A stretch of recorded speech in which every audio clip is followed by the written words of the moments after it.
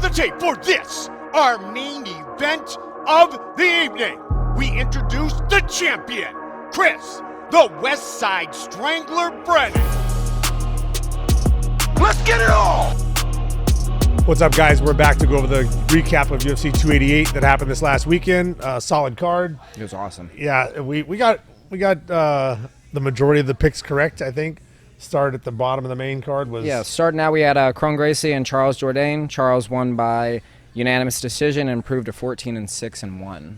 That was not an exciting fight. Not at all. I was disappointed in Cron. Cron was like 1993 Hoist, except, well, Hoist was getting takedowns at least. He was walking in trying to clinch upper body, kind of like Ronda was trying to do on a Holly Holm, and Holly had been able to do it to everybody else who was smaller than her.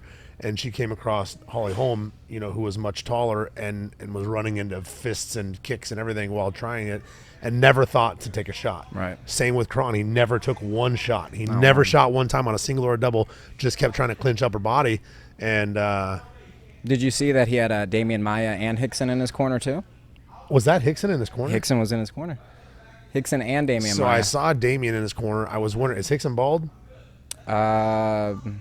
He had short hair. Whoever it was, I was looking to see if Hickson was there, and I didn't think I saw him. So he just looks different, I guess. But yeah, he had a star-studded corner. Oh yeah. And what did you think about Jourdain? He looked good. I mean, he did what he had to do to avoid ending up on the ground with him. To land the shots that he beat him up. And Cron's obviously tough. Stood there and took a 15-minute beating, but I doubt he'll be back. Would you like to see him back in the UFC? Not like that. Not like that. No. I would like to see any of the Gracies fighting, but for example, Luke fought, I forget what Bellator we were at, Mohegan Sun, and Hoist's son fought, and we never got to see his jiu-jitsu because he couldn't get the fight to the ground. Right. And he got flying kneed in the third round and knocked out. But it's what we always talk about. It doesn't matter how good your jiu-jitsu is if you can't get it to the ground, and it doesn't matter how good your striking is if you can't stop a takedown. Right. So it's I don't know why they have not evolved as far as the wrestling department goes, the takedown department. I don't know if it's just like to continue to stand on their laurels that this is the way and it still works. Right. But it's not. It was interesting too to see Damian Maia. I mean, Damian Maia is a jiu-jitsu guy that has really good wrestling. Really good wrestling. He really was taking down. He was John Fitching John Fitch. Mm-hmm. You know what I mean? Like, he has really good wrestling, and so it was disappointing to see. Yes, sir. So I guess we got that one wrong. We We voted with our feelings. Next, we're moving on to Ivloa versus Diego Lopez, who took it on 5 days' notice. So this is one that we got correct, but I kind of feel like we got wrong. Even though Evolov won, I thought Diego Lopez looked solid, especially on a week's notice. I thought he won 2 of the 3 rounds. I did. First and third? First and third. Yeah, first and third round I thought were his as well. I was a little disappointed when the judges came back. He could have stolen a guy's 16-0 record on a week's notice, and I feel like, especially the way the judges have been going, there have been more people winning with being put on their back, but still being more active than the top guy, and he was active, like constantly active on bottom, and landing good shots on the feet. In the third round, he was landing some really good shots again. I just thought finished with a knee bar, right? He had a knee bar at right the very end. Yeah, like he had the depending on how you judge the fight, he had the most how do I say it? He was the closest to finishing the fight. Right. Multiple times. First round, he rocked him. He had him in the arm bar, and then in the third round, he had him in the knee bar at the end too. Yeah.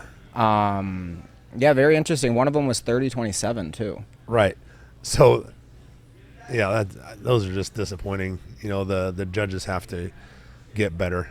They literally ruin people's careers. I agree. Do you see they're going to definitely bring Diego for sure back? That guy's coming back for sure. And I know they got him on short notice, probably scrambling because he had just lost on the Contenders. Right. And still ended up getting a shot against him. So I think for sure not only would they bring him back anyway? He most likely signed a 3-fight deal just to take that fight on a week's notice, so he'll be back. That's awesome. And then next we have Jessica Andrade versus Yan Xiaonan. Yeah, I picked that one. You did pick that one. I picked Andrade. You had Yan. Yeah, Andrade just lost, and I kind of feel like she was trying to get back to that title and then kind of got shut down by Erin Blanchfield. And I felt like her momentum probably wasn't. That was pretty recent.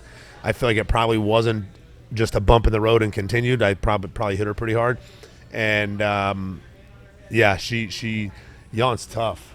And she's giant for 115 pounds. She is a big girl, and yeah, I was how did it end? TKO in the first round. Oh, it was. That's right. And she starched her in the yes, first. Sorry. She caught her throwing 3 wild jabs or hooks, and she came over the top with a right hand. Yeah, if it's Jessica Andrade, they were hooks. Yeah, they were hooks. And she was throwing 3 in a row, and on the third one, she caught an overhand right that planted her on her head. Yeah, that was. Yep. Do you think this ruins Andrade's plans for a title shot in the future? For sure. It's so hard when you've already been there and then gone all the way back here and then work your way to get back to it. And then kind of like Henry was talking, he's if I'm not first, I'm last. Mm-hmm. When you're working for the belt and you lose to somebody on the way up that's not in line for the belt, or maybe they were, maybe they weren't, and then you lose again, you're set back now minimum 3 fights before you get back there.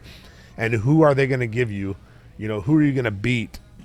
3 different people, to get back there. So most likely, yes, I doubt we see her back in line for a shot at the belt. And would you rather see Blanchfield versus the champion, or would you rather see the All-China Wei Li versus Yan? I'd like to see Blanchfield first, man. She's got solid jiu-jitsu, and I like the jiu-jitsu, so I'd like to see that fight. Yes, it would be cool to see the 2 Chinese girls go at it.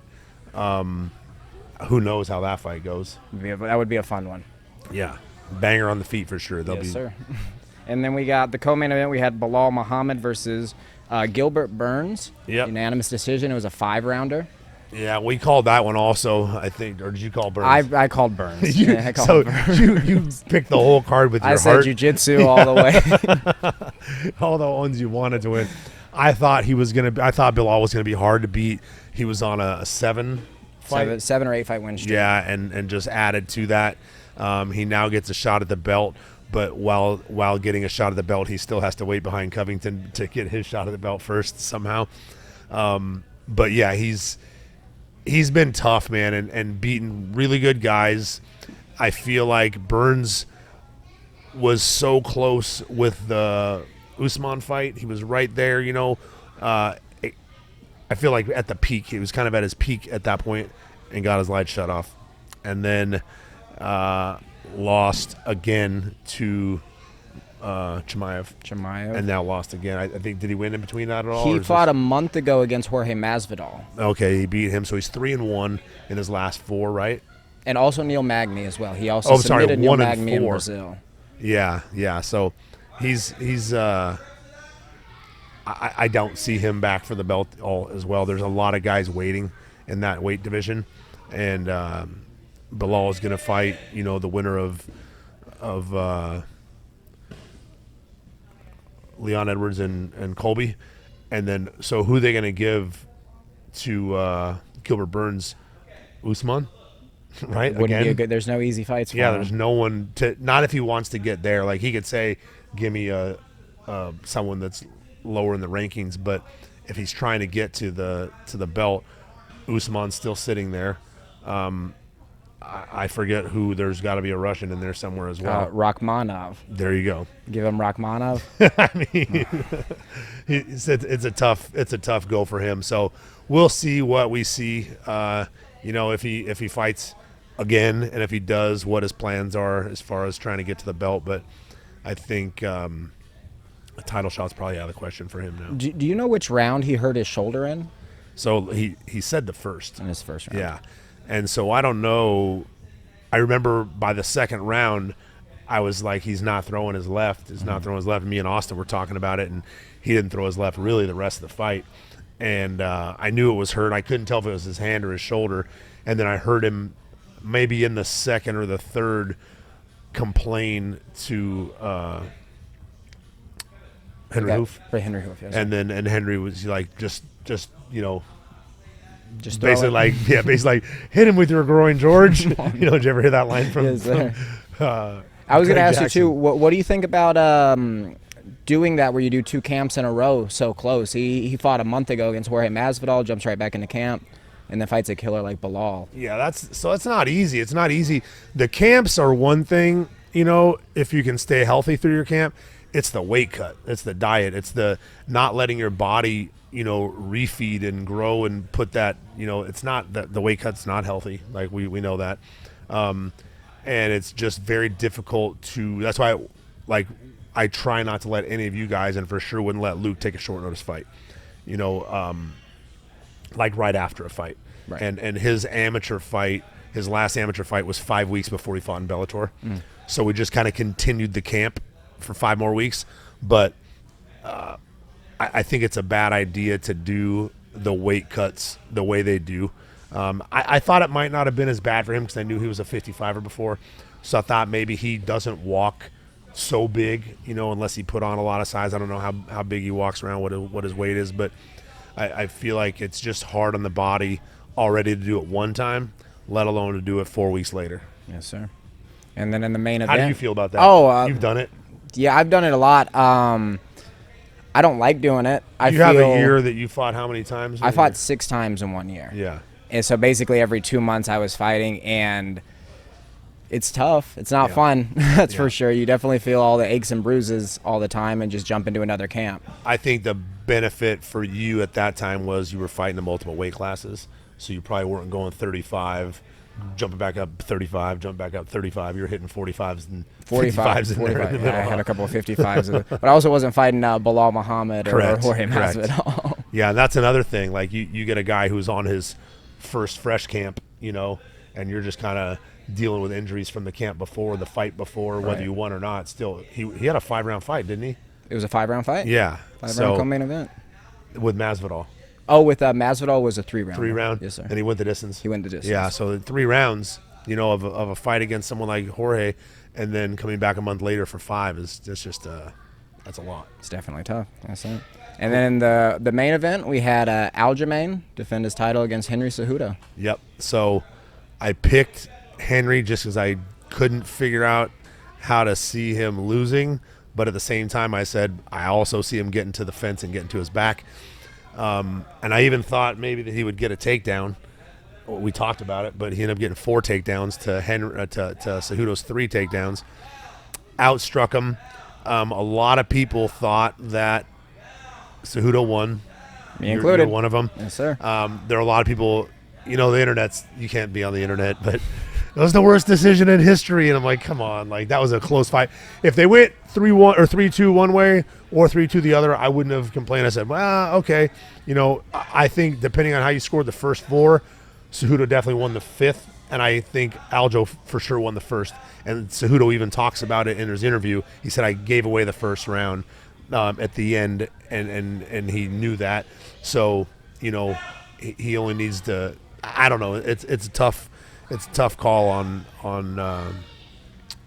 rewatching it maybe and seeing who, you know, did more. But on the numbers, it looked like Aljo won. Cejudo's tough. You know, he's I think he dealt a little bit with his range like I thought he might. I think Aljo was making mistakes, taking shots in the center of the cage. You know, I think he got excited that he took him down against the fence. Wrestling against the fence is not the same as wrestling in the middle. Wrestling in the middle, you're basically wrestling Henry Cejudo, the wrestler, right? And he's the gonna Olympic sprawl champ. Yeah, he's going to sprawl on you all night long, and he did. So, you know, it was good. What do you think? Well, it was fun to see, and we talked about it in class how the fence was the equalizer on the wrestling, how he was able to get the takedowns, not easy, but relatively, you know, easy on the fence, and then out in the open there was just nothing he could do to get close to a takedown. Yeah. I've said it before. I've had D1 wrestlers with me against the fence that could not take me down, but out in the middle they could take me down all day. Right. Like, it's just different. And, you know, but at this point, Henry should be wrestling on the wall, right? He should be doing cage work, wall work, You would think so. and be able to be used to it. I think the reason I was doing well with them, they never wrestled against a wall. They always had that nothing behind them can run through their shots and whatever. So it's different. They might feel like they've got more now that they can push against something, but I can push against it as well. So there's an equalizer there for sure, and it gives. If anybody ever was doubting if they could take somebody down, in a fight, Henry Cejudo got taken out 4 times. The gold medalist got taken out 4 times against the fence. So, that's why we spend a lot of time there.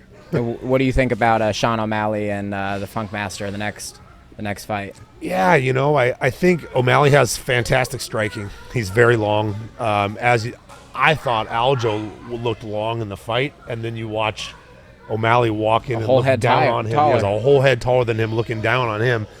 And so I think Aljo's going to have to deal with a lot of length.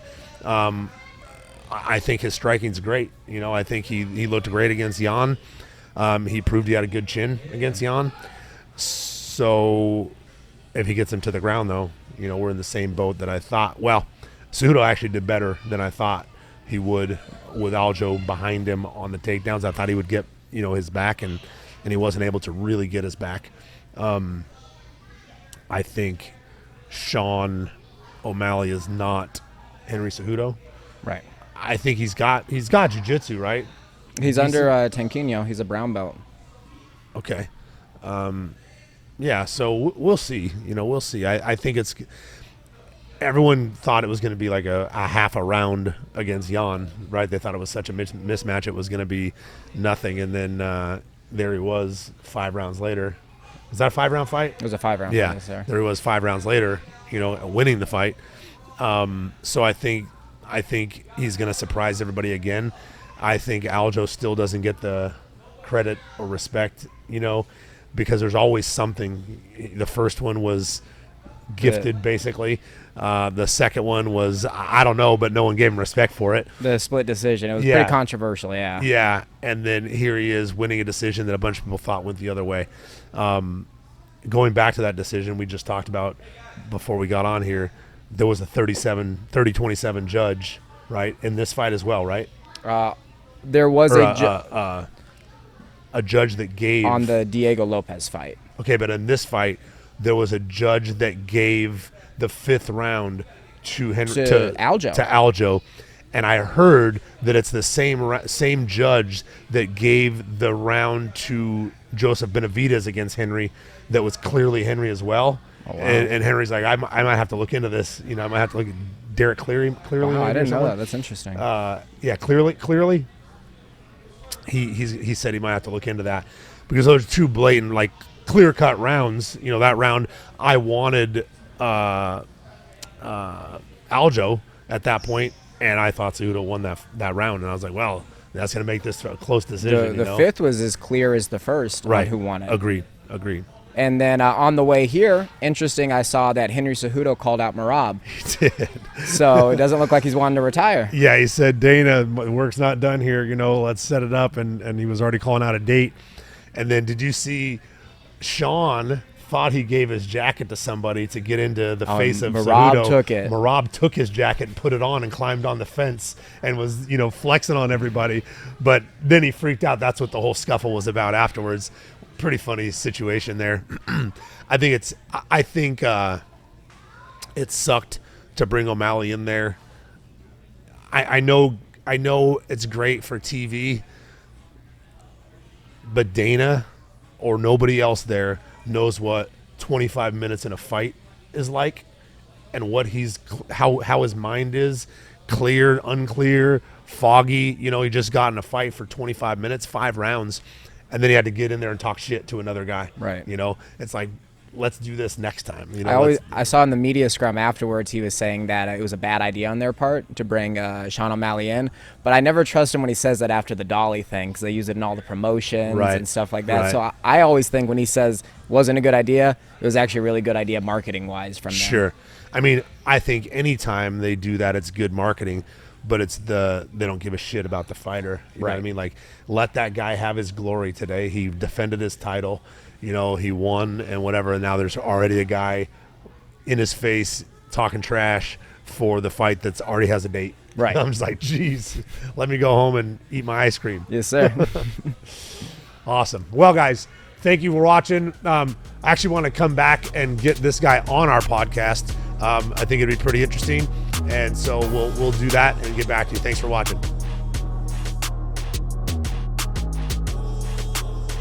It is all over, just like that.